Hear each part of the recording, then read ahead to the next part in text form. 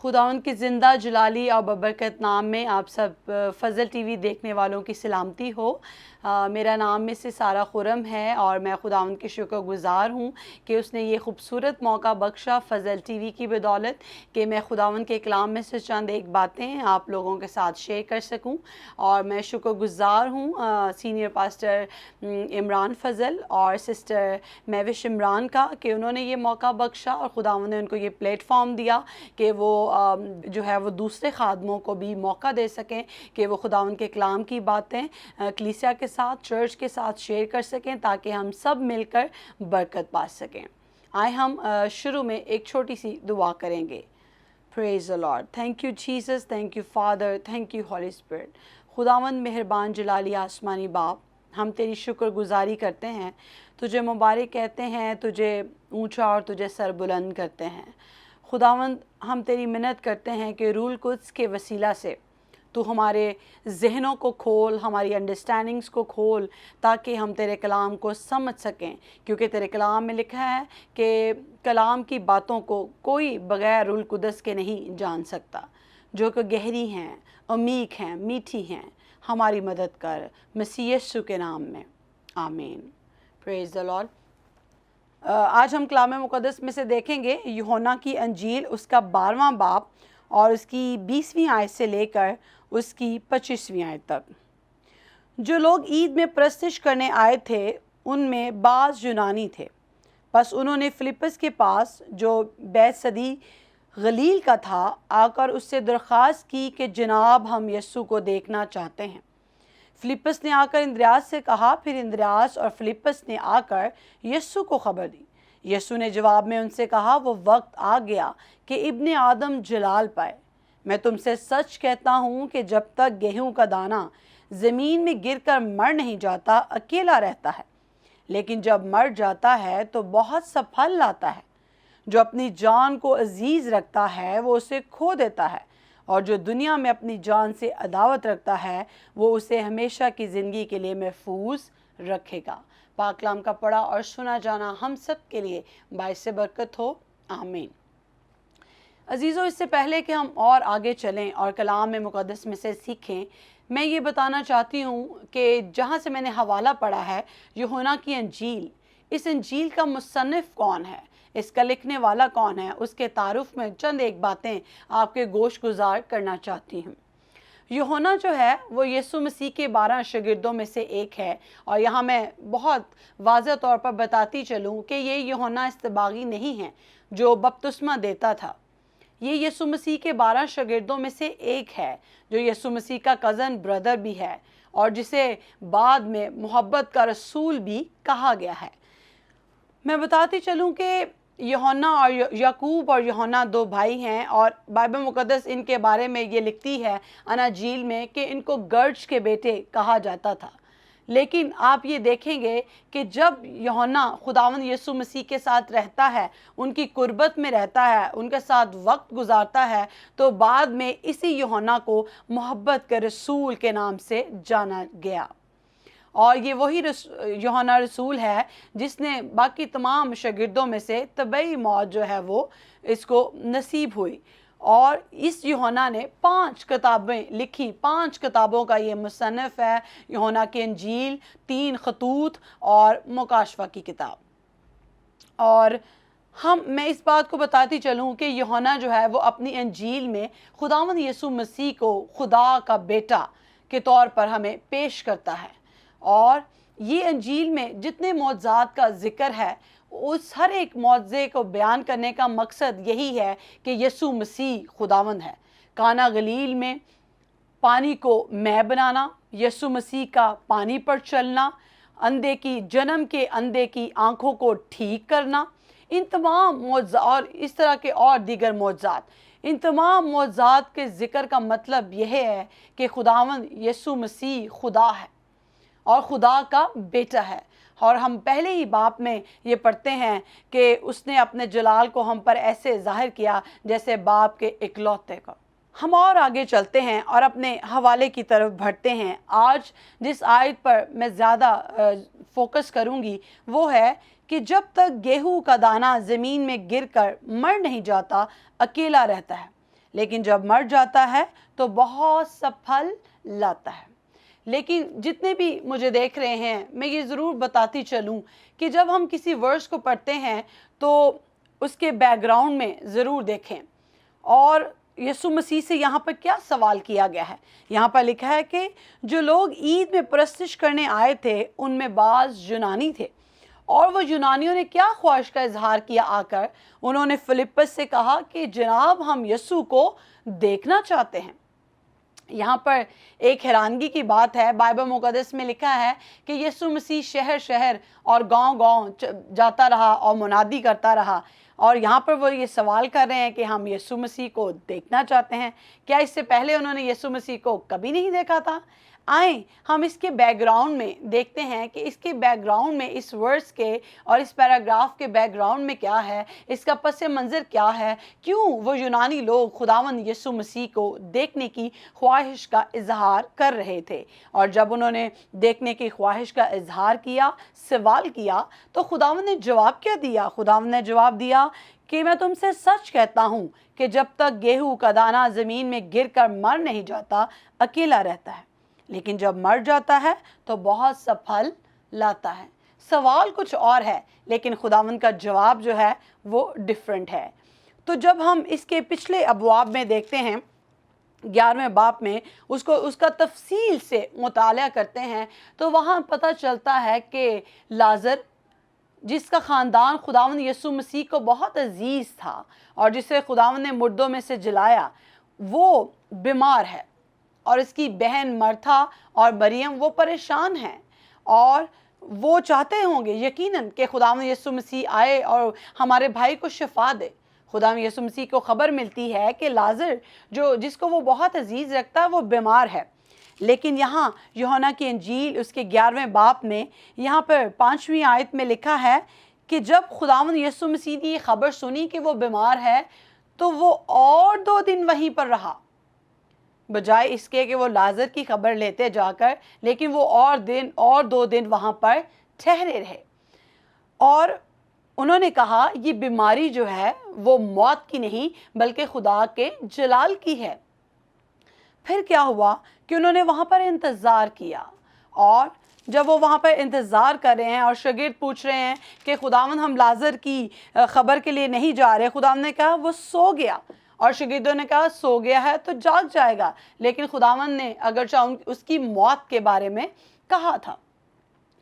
پھر جب خداوند یسوع مسیح لازر مر جاتا ہے اور خداوند یسوع مسیح اس کے گھر کو جو ہے وہ وزٹ کرنے جاتے ہیں، اس سے پہلے میں آپ کو یہ بتاتی چلوں کہ یہودی ہمیشہ جب بھی خداوند یسوع مسیح نے اناجیل میں ہم پڑھتے ہیں، جب بھی خداوند یسوع مسیح نے بدروحوں کو نکالا کسی شخص میں سے، تو وہ ہمیشہ الزام لگاتے کہ یہ بعض بول کی مدد سے بدروحوں کو نکالتا ہے۔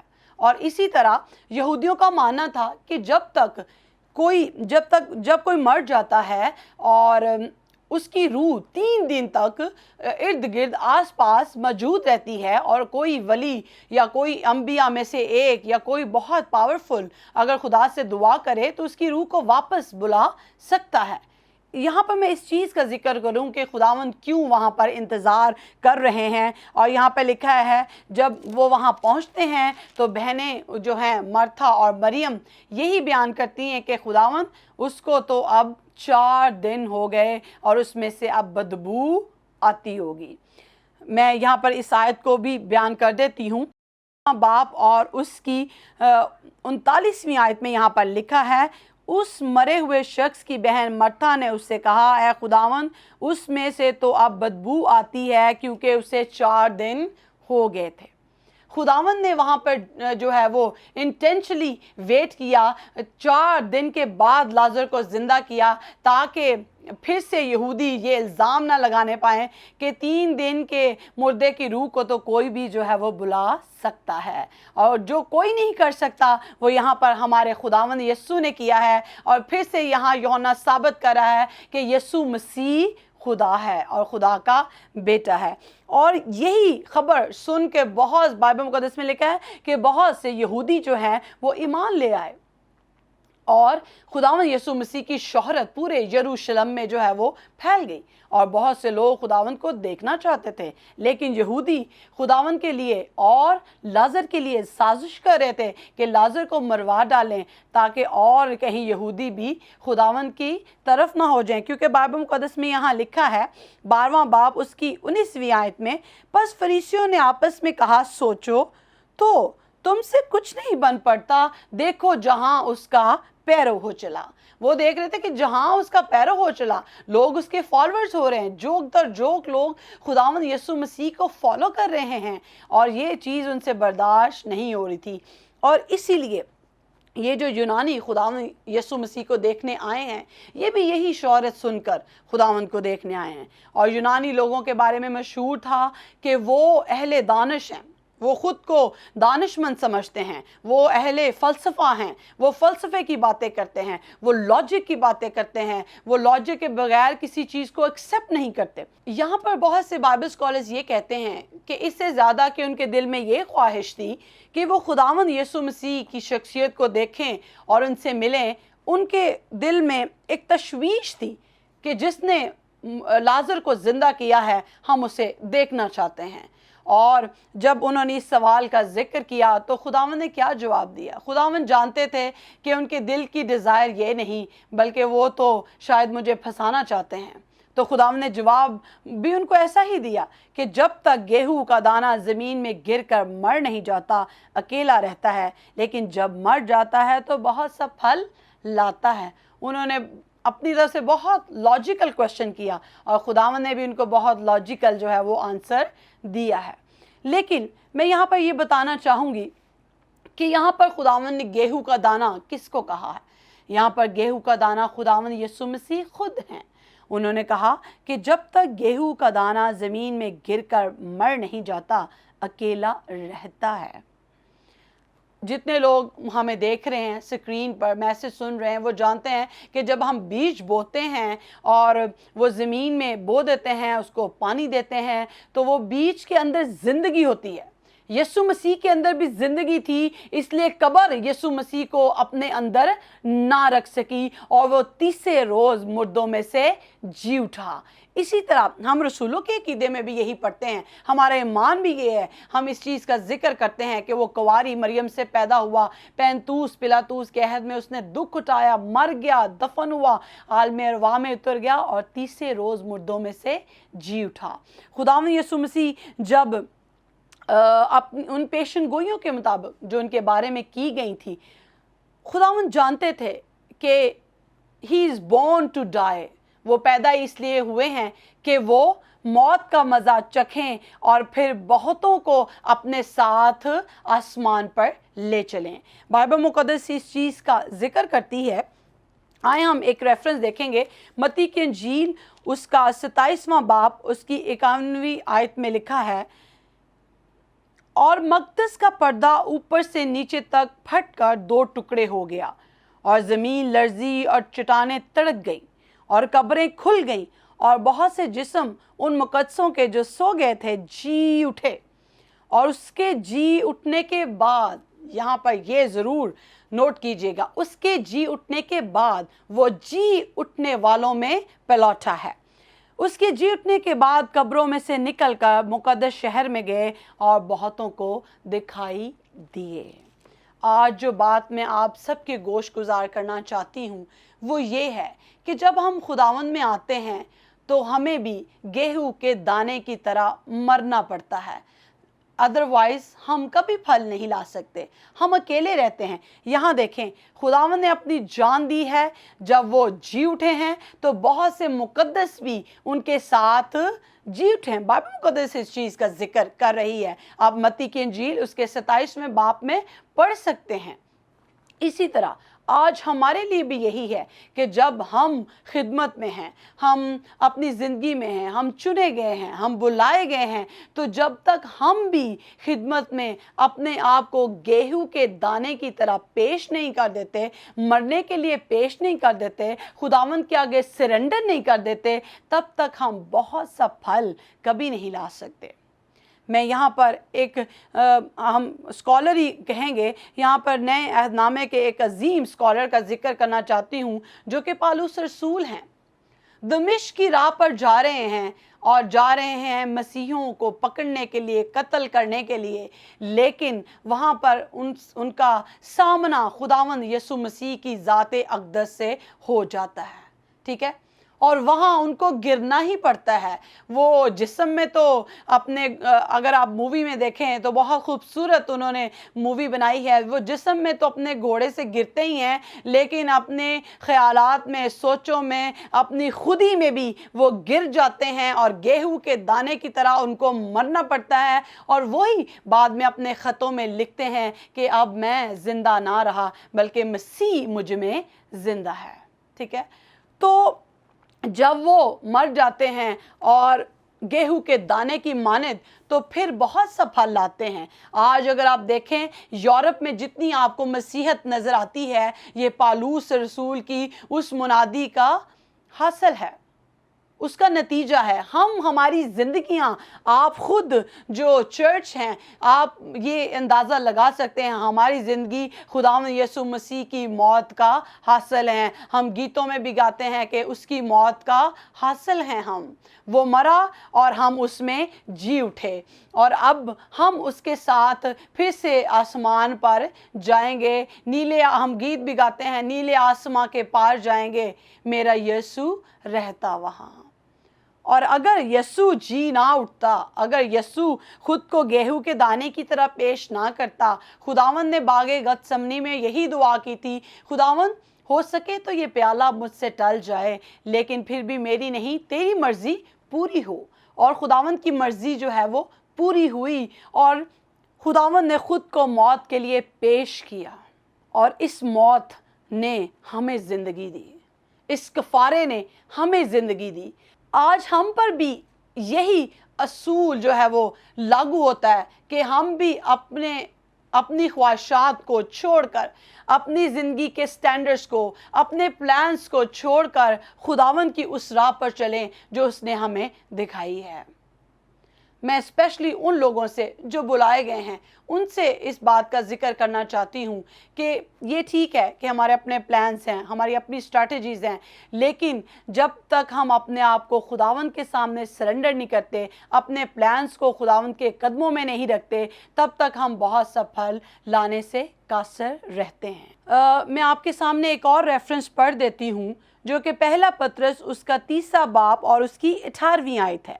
यहाँ पर यूँ लिखा है, इसलिए कि मसीह ने भी यानी राजबाज ने नारास्तों के लिए गुनाहों के बायस एक बार दुख उठाया ताकि हमको खुदा के पास पहुँचाए। यहाँ पर साफ लिखा है कि उसने हमें खुदा के पास पहुँचाने के लिए दुख उठाया है। आए हम फिर से अपने रेफरेंस की तरफ बढ़ते हैं जो हमने पढ़ा है। आगे लिखा है 25वीं आयत, जो अपनी जान को अजीज रखता है वो उसे खो देता है, जो दुनिया में अपनी जान से अदावत रखता है वो उसे हमेशा की ज़िंदगी के लिए महफूज रखेगा। यहाँ पे मैं एक बहुत छोटी सी स्टोरी बताना चाहती हूँ जो कि साधु सुंदर सिंह की है। जितने लोगों ने उनकी कुतब का मुतालिया किया है उन्होंने शायद ये स्टोरी पहले भी पढ़ी हो। वो अपनी एक किताब में लिखते हैं कि वो क्योंकि तिब्बत के पहाड़ों पर और उन वादियों में उन्होंने खुदा के कलाम की बहुत सी मुनादी की।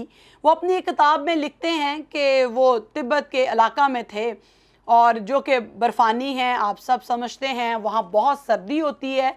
तो वो कहते मैं जा रहा था तो मैंने देखा कि 2 शख्स हैं, वो भी सफ़र कर रहे हैं, बर्फ़ के अंदर जा रहे हैं। तो अचानक क्या होता है कि एक शख्स जो है वो फिसल कर चट्टान से नीचे की तरफ गिरने लगता है। तो साधु सुंदर सिंह ने दूसरे शख्स से कहा कि आओ मिलकर हम इसकी मदद करें और इसकी जान बचाएं। लेकिन वो शख्स क्या जवाब देता है कि मुझे माफ़ कीजिए, मैं इसकी जान की खातर अपनी जान को मुश्किल में नहीं डाल सकता। तो आगे साधु सुंदर सिंह अपनी किताब में लिखते हैं कि फिर उन्होंने सोचा कि अकेले ही मुझे इस शख्स की जान जो है वो बचानी पड़ेगी और उन्होंने कहा कि जैसे तैसे करके मैंने उस शख्स की जान जो है वो बचाई और फिर से अपने सफ़र पर रवाना हो गया। और चंद मीलों की दूरी जब वो तय कर चुके तो उन्होंने देखा कि जिस शख्स ने मदद करने से इनकार किया था वो वहाँ बर्फ़ में गिरा पड़ा था और मर चुका था। मैं अब इस बात का हरगिज़ ये नहीं मतलब कि मैं ये कह रही हूँ कि हम पहाड़ों पर चले जाएं और लोगों की जानें वहाँ बचाएं। मेरे कहने का ये मतलब है कि इस मिसाल से हमें साफ पता चलता है कि जब कभी खुदावंद हमें ये मौका दे कि हम किसी को आग में से खींचकर निकाल लें, किसी को बचा लें, जब वो हमें बुलाहट दे तो हम पीछे मुड़कर ना देखें। बाइबल मुकद्दस में लिखा है कि जो हल पर हाथ रखकर पीछे रखता है वो मेरे लायक नहीं। यहाँ साधु सुंदर सिंह ने अपनी जान को मुश्किल में डालकर उस शख्स की जान बचाई और फिर दोनों की जान बच गई। जैसे हम यहाँ पे लिखा है कि जो अपनी जान को अजीज रखता है वो उसे खो देता है।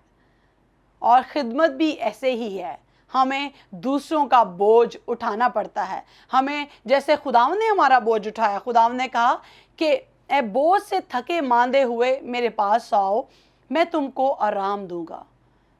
ठीक है, मेरा जुआ मुलायम और मेरा बोझ हल्का है। इसी तरह हमें भी दूसरों का बोझ उठाना है। इसी तरह दुआओं में हमें दूसरों के लिए शफायत करनी है। बाइबल मुकद्दस में लिखा है कि यीशु मसीह आज भी खुदा बाप की दाहिनी तरफ हमारा सबसे बड़ा शफायत करने वाला है। और हमें भी इसी तरह कलीसिया में रहते हुए जितनी बहनें भी बल्कि मुझे देख रही हैं, मैं उनको भी इनकरेज करना चाहती हूँ कि अगर आप ये समझती हैं कि आपके पास कोई खिदमत नहीं है, आपके पास कोई बुलावा नहीं है, आपके पास जो बहुत बड़े हमें ऑफिसेज नज़र आते हैं, नबूवत का है, उस्ताद होने का है, या एवेंजलिस्टिक मिनिस्ट्री का है, या कोई और, ये नहीं आप समझती, लेकिन आपके पास एक बुलावा ज़रूर है दुआ करने का। आप दुआ करने वाली बन सकती हैं अपने ख़ानदान के लिए, अपने बच्चों के लिए और अपनी कलीसिया के लिए। आप जब दुआओं में वो बोझ उठाएंगी तो बहुत से काम जो हैं वो बहुत खूबसूरत होते चले जाएंगे। तो यही हम जिक्र पढ़ रहे हैं। अगली आयत में भी यही लिखा है कि जो दुनिया में अपनी जान से अदावत रखता है वो उसे हमेशा की ज़िंदगी के लिए महफूज रखेगा। यहाँ पर अपनी जान से अदावत रखना ये भी है कि हम अपनी ख्वाहिशात को पसे पुश्त डाल दें और खुदावंद की तरफ देखें कि उसकी मर्ज़ी क्या है, उसके काम क्या हैं। हम तो बाज़ दफ़ा अपने करियर को इम्पॉर्टेंट समझते हैं, अपनी जॉब्स को इम्पॉर्टेंट समझते हैं, जो कि अच्छी बात भी है और समझना भी चाहिए। लेकिन जब खिदमत और जॉब, जब खिदमत और कोई और चीज़ में आपको चुनाव करना पड़े तो मेरे अजीज़ों, मैं आपको ये इनकरेज करना चाहूँगी कि हमेशा खुदावंद को चुनें, हमेशा उसकी कलीसिया को चुनें, हमेशा उसकी तरफ देखें, हमेशा उसके प्लान्स को देखें कि वो हमारी ज़िंदगी में क्या करना चाहता है। उसके प्लान्स में, उसकी मर्ज़ी में हम महफूज रह सकते हैं। यहाँ पर लिखा है कि वो ही हमेशा की ज़िंदगी के लिए महफूज रखेगा। जब आप उसकी मर्ज़ी से बाहर जाएंगे तो आप गैर महफूज हद में हैं, लेकिन जब आप उसकी मर्ज़ी में रहेंगे तो आप उसकी महफूज हद में हैं।